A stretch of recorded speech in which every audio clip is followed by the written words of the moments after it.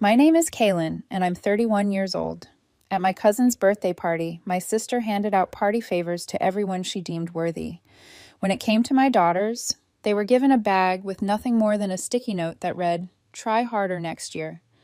We didn't make a scene. Instead, we slipped out quietly the next morning. Later, my sister opened her front door and screamed so loudly that a neighbor ended up calling the police. If you've ever felt betrayed by the very people who were supposed to stand by you the most, let me know where you're watching from. I wish I could say it shocked me. I wish I could tell you that when I saw what was given to my daughter, my heart sank, or the world seemed to freeze, like those dramatic moments in movies. But truthfully, it felt like something I'd been bracing myself for. Not in any hopeful or wishful way, but in that heavy, inevitable way when what you always feared finally comes true. The party was hosted at my sister's house, a place that looked like it had been lifted straight from a Pinterest board. Massive balloon arches in matching colors, a dessert station so over the top it looked like it had been designed by a professional, and the birthday twins dressed in coordinated shirts that read, "Born to Shine." Children ran wild, clutching embroidered gift bags like prized treasures. My little girl clung to hers. She's 7. That morning, she'd chosen her sparkly headband, the one she insisted made her feel like a galaxy. She had been nervous about going, the way she always is in big crowds, but in the car, she practiced saying happy birthday twice. She even made 2 handmade cards, one for each cousin, covered them with stars she drew herself, and signed them with love. I was proud of her just for walking through that doorway. My husband and I hovered near the snack table, making stilted small talk with relatives we hardly knew. I noticed how my sister barely acknowledged us, how my mother gave me that rigid, warning smile that meant, "Don't you dare make trouble," and how my father gave a single nod before focusing again on slicing the ham with the seriousness of a surgeon.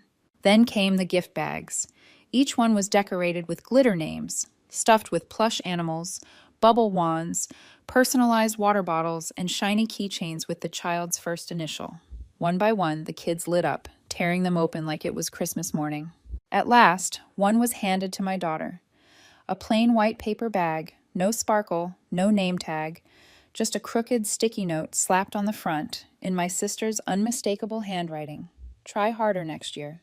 My daughter looked at it as if trying to reinterpret what it meant, as though maybe something inside would make sense of it. She reached in and pulled out a broken crayon, an old eraser, and a lone peppermint candy that looked like it had been forgotten at the bottom of someone's purse for weeks. That was all there was. I watched her throat tighten. She looked over at me, and I felt her small hand inch toward mine, as if preparing for impact, as if she thought maybe she'd done something wrong. Then the adults laughed. My sister was the first, that loud, pointed laugh she does when she wants to prove she's running the show. "She's been acting out recently," she said, waving it off, like it was cute, interrupting, talking back, crying over tiny things. "This is just a little wake-up call." My mother chuckled. "Honestly, it's good for her. You cuddle her too much." Even my dad grunted. Some half laugh, like it was all just awkward but harmless. The other kids laughed too. They didn't know why kids never really do, but they followed the lead. My daughter smiled that tight, trembling smile that kids do when they're trying not to cry. My husband looked at me, not with shock, with something quieter, steadier. He crouched beside her, took the bag gently from her hands, and said, "You don't need this. Let's go get some real cake." We stood up. I didn't say a word, neither did he. We took her hands and walked out of that house like we were walking out of a burning building. No one tried to stop us. No one called after us, not even my sister at home. My daughter sat on the couch and stared at the glitter stars on her birthday cards, like they might rearrange themselves into a reason, she asked. "Was it because I didn't say thank you fast enough?" I said, "No, sweetheart. It was because some people forget how to be kind." She nodded, pressed the cards to her chest, like they might guard her heart. She fell asleep on the couch, curled up under the soft throw blanket her dad gave her last Christmas, the one that says, "You are safe, you are strong, you are loved." I sat in the kitchen while my husband made tea. Neither of us said much. We didn't have to. This wasn't new, just final. After a while, he said, "I paused the payments, the rent, the grocery card, the electric fund, all of it." I nodded.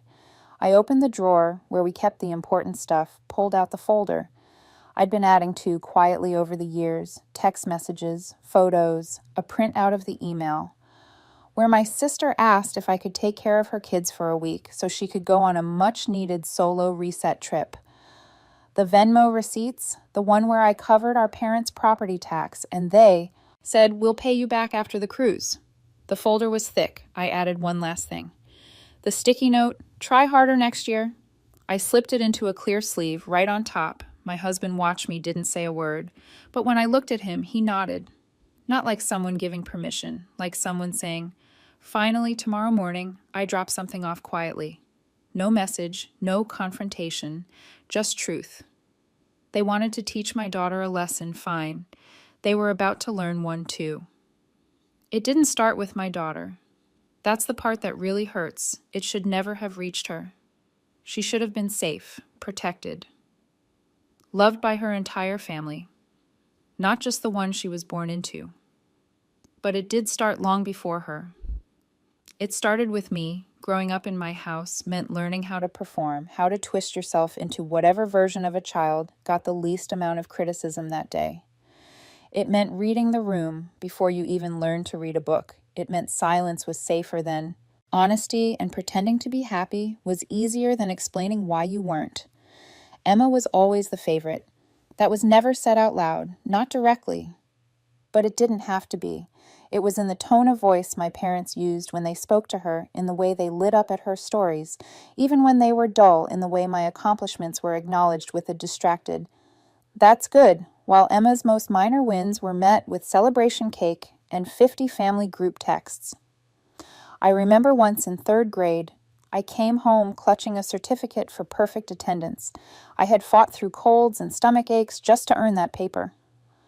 I handed it to my mother with pride, and she barely glanced at it before saying, "Emma got Student of the Month. You know, that's a much bigger deal." When I brought home a B+ in math, a subject I had struggled with for months, my dad said, "Your sister never brought home less than an A when I got the lead in the school play." They didn't come. Emma had a volleyball game, a practice game, not even a tournament, but it was important to her. So they said they'd try to make the next one. They never did. Birthdays were the worst. My parties were always joint celebrations with Emma. Even though our birthdays were nearly 2 months apart, my name was an afterthought. On the cake one year, they gave us one present to share. It was a pair of rollerblades, Emma's size. I was always too much or not enough, too quiet, too dramatic, too shy, too opinionated. I cried too easily. I asked too many questions, thought back. I sulked. I didn't smile enough. I didn't smile the right way. There were no bruises, no yelling, just a constant low hum of not measuring up, and then being told I was sensitive for noticing. When I was 15, I came home crying. After a teacher accused me of cheating on a test, I hadn't. I was devastated. My mom's response was, "Well, you do keep to yourself a lot. Maybe you look suspicious next time. Try to smile more and act normal." At 17, I finally got the courage to tell my parents I thought I might be depressed. My mom rolled her eyes and said, "That's the new trend, isn't it?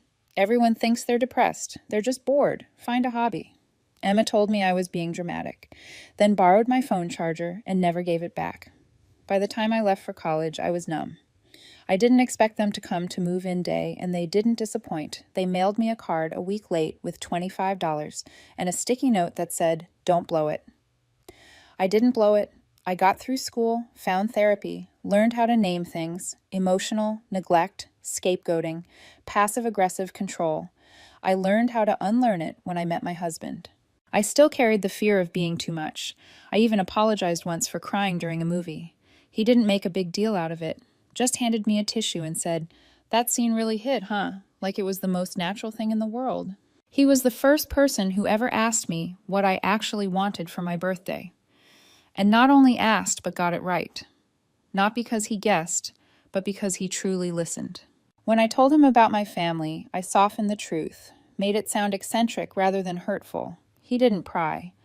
But after meeting them for the first time, he quietly squeezed my hand under the table once dinner was over and said, "You weren't exaggerating." I let my family back into my life once our daughter was born. I wanted her to grow up with a big family, cousins, holiday traditions, doting grandparents. I wanted her to have the kind of childhood I never got. At first, the comments were subtle. My sister made remarks about my daughter's outfits. "She dresses a bit different, doesn't she?" My mom insisted on forced affection. "Don't be rude, sweetie. Give Uncle Bill a proper hug." My dad made fun of her when she cried at loud sounds. She'll need to toughen up if she wants to survive in this family. I tried to explain. I told them she had sensory processing challenges, that she needed understanding, not ridicule, that she was trying her best. They brushed me off, rolled their eyes. "You're overreacting, Ness," they said. Emma accused me of being a snowplow parent, claimed I was raising a future pushover. And the moment I began setting boundaries, I became the issue. I was labeled the problem. The difficult one, the dramatic one. Every time I stood up for my daughter, I was met with the same weapons they once used on me. Dismissal, sarcasm, cold shoulders. Sometimes they even acted like they pitied me, which hurt more. "She just wants to feel important," I once overheard my mother whisper to Emma, unaware I was within earshot. "Let her have this," she said, as if defending my child was a passing phase or a meltdown. And I let it slide. I let it go more times than I could possibly count, because part of me still hoped they might change, might finally understand, might finally see her. But they never did. They only saw themselves, their need to feel in control, their obsession with the family pecking order. My daughter wasn't an individual to them. She was just next in line to receive the same treatment they gave me. Only this time I recognized it, and this time I had a choice. I could keep giving them opportunities to chip away at her, the way they did to me. Or I could end it. I chose her. I chose me. And tomorrow, they'll understand exactly what that means. We didn't get much sleep that night. My daughter eventually drifted off, still clutching the birthday card she'd made for her cousins in her tiny fingers. I stayed awake on the couch, staring at the blinking cursor on my screen, daring me to finish what I'd begun. At 4:07 a.m., I emailed the landlord, the one who manages the duplex where my sister lives. I explained that I would no longer be covering the monthly supplement we'd agreed upon. It was never officially documented, but the landlord knew my name, knew the rent always came from our bank account. His reply came within 20 minutes. "Understood. I'll inform her of the updated balance today." At 4:00 a.m., exactly, my husband began drafting the letter to the loan company about the car. Our names were on the paperwork. Our credit was on the line. Our money had made the down payment. Emma had defaulted twice before we stepped in. This time, we didn't step in. We stepped out at 602 a.m. We printed everything. Text emails, screenshots of group messages where my daughter was called difficult, where Emma wrote, "She's going to be just like her mom, oversensitive and exhausting." There was even a voice memo, a clip from Christmas 2 years ago, when my mother, not realizing my husband was recording a family moment for posterity, leaned into Emma and said, "Don't bother getting her anything nice. She never appreciates it anyway." They were talking about me. By 7 a.m., it was all in the folder, labeled, annotated, bound with a crimson ribbon. I found in the junk drawer a ribbon from one of Emma's kids' birthdays. I didn't plan that part. It just felt right at 7:30. We drove to my sister's house, no words, just the envelope. My husband placed it gently on the doormat. We rang the bell and left. We were halfway down the street when we heard it, the scream the unrestrained sound that ripped out of her like it had been living in her throat for years. I didn't turn around. My husband gripped the steering wheel tighter, and for a moment he smiled. Later, I found out the neighbor came outside in his robe, assuming someone had been hurt. He called the police when he saw Emma on the front lawn. Red-faced and frantic, clutching the folder like it was radioactive when the officers arrived. She tried to tell them it was harassment, that her crazy sister was trying to destroy her life. They flipped through the folder, then they calmly told her it was a civil matter. Nothing illegal. Nothing worth escalating. This is the truth. By noon, my phone had exploded 38 messages from my sister. The first few were all caps rants. "What the hell is wrong with you? You think this is funny?" Then came the guilt. "We are family. You can't do this to us then." The begging pleas. "You can't just stop paying like this because of a joke." Then the threats. "If you don't take this back, you'll..." Regret it walked. My mother called 4 times. Left a voicemail on the 3rd. "You've taken this too far. This family has always had problems, but you just lit a match. What do you want from us?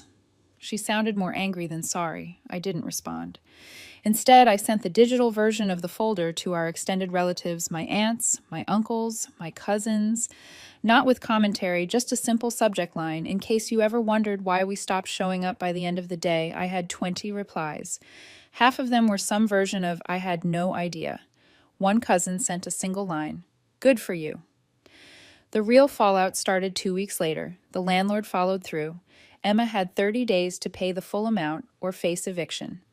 The loan company flagged the car, her late payments triggered a review, and she received a warning. My husband smiled when he saw the notification. My parents called my husband. Not me, my husband. "She won't listen to us," my mom said. "But maybe she'll listen to you. Tell her we're sorry. Tell her she doesn't have to do this." He told her the truth. "She's not doing this to you. You did it to yourselves." They showed up at our house the next morning. My daughter saw them through the window. Her face went pale. I met them at the door, didn't let them in. "We just want to talk," my dad said. "This is getting out of hand." "No," I said. "This is called consequences." My mom tried to cry. There were no tears. I didn't budge. They left a card in the mailbox. One of those generic sympathy ones. Inside it said, "We miss our family." I sent it back with a sticky note. So did I. And then I went back inside where my daughter was reading on the couch, her legs tucked under a blanket, her face peaceful. She looked up and asked, "Were they mad?" I shook my head. "They were loud. That's not the same." She nodded. That night, my husband took us out for ice cream. We didn't celebrate. We just breathed. But in that quiet breathing, there was something new. Peace. And it was loud as hell for about a week. There was silence, or rather quiet rage. Humming just beneath the surface, my sister had gone nuclear. Sure, but after the initial scream, the flurry of texts, and the failed attempts at guilt, things went dark for a moment. I thought maybe that was it. Maybe finally they had gotten the message. They hadn't. 10 days after the front door folder drop, my daughter came home from school with a note in her backpack from Emma. It was on pastel stationery, with little hearts on the edges, like it was meant for a child. Inside the message was short. "If you ever feel sad or confused, remember, Auntie, Emma loves you. You can call me any time, even if your mom says no." My daughter looked up at me, confused. Did I do something wrong? I felt the fury rise in my throat before I could stop it. This wasn't just about boundaries anymore. This was manipulation, targeted, deliberate, and low. I called the school immediately. Turns out my sister had used one of her friends' names to get access to drop something. Off for a niece, no ID check, no oversight, just a sticky smile and a name. That afternoon, I filed a formal, no contact order with the school, with the district, and with the police. I sent a cease and desist to both my sister and my parents. My lawyer sent a follow-up. 2 days later, a fake account started tagging me on social media, calling me ungrateful, posting blurry childhood photos with captions like, "Some people forget who raised them." Another anonymous message read, "Just remember, kids grow up one day. She'll know what you did." That was the final crack. I sent everything to my lawyer, who forwarded it to law enforcement. My sister posted a crying selfie captioned, "When your family turns on you." Cue the sympathy parade until the truth started leaking quietly. One aunt, then a cousin, then another cousin. Screenshots, circulated voicemails were replayed. People saw the receipts the same way I had. My parents didn't take it well. They tried to rally the extended family with an emergency Zoom call. I wasn't there, but apparently, when someone asked why I hadn't been invited to Grandpa's birthday last year, my mother froze. Another person spoke up, questioning why Emma had been dipping into the family emergency fund when she was the only one with a steady paycheck. Someone else brought up the birthday incident, asking if the story circulating was really true. It was. By the end of that call, 4 people had quietly left the meeting. My parents stopped posting family event photos online. My sister shut down her account altogether. Then came the letter, a frantic, meandering note from my mother, written in blue ink on her monogrammed stationery. Family is complicated. We made mistakes, but at the end of the day, we're all we've got. Don't punish everyone forever over one misunderstanding. Your daughter will regret the distance, and so will you. I didn't answer. Instead, I had the letter framed and placed it on the wall right next to the sticky note that had started everything. Try harder next year. After that, I helped my daughter string fairy lights around her new bed. She chose the gentle kind, the ones that shift colors slowly, as though they're breathing. Her own breathing had shifted too, softer now, calmer, no longer tight and anxious like it used to be. She made 2 new friends in art class, sweet, thoughtful girls who didn't tease her when she needed quiet or wore earplugs. She started sleeping through the night again. One morning she looked at me and said, "My heart doesn't feel like it's buzzing anymore." I pulled her into a hug so tight she gave a little squeak.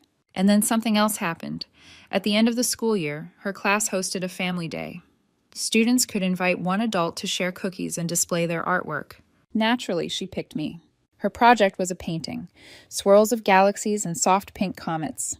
In the corner, in bold black paint, she had written, "Safe is better than big." On the drive home, I asked if she wanted to stop for ice cream. She said yes, then hesitated. "Mom?" "Yeah, baby?" "You did the right thing. Even if they call you mean, even if they never speak to us again, you did the right thing." I swallowed hard against the knot in my throat. "Thank you, sweetheart. That means everything." She leaned back in her seat, smiling softly. Later that night, I checked my email one last time before going to sleep. There was a new message from Emma. No subject line, no greeting, just 6 words. "Are you happy now you won?" I didn't respond. I didn't need to, but she had it wrong. I didn't win. I walked away. And for the first time in my life, I didn't turn back. Maybe I went too far, maybe not far enough. Sometimes I still wonder if I should have said more that night at the party, or if leaving in silence was actually the loudest thing I've ever done. I think about what my daughter will carry with her someday, and more importantly, what she won't have to unlearn because I put a stop to it when I did. But now I want to ask you, if it had been your child, what would you have done? Would you have walked away, pushed back harder, let it go entirely? Tell me in the comments, what choice would you have made? Did I make the right call, or did I go too far? And if you want more stories like this, unfiltered, real, and honest, don't forget to hit subscribe.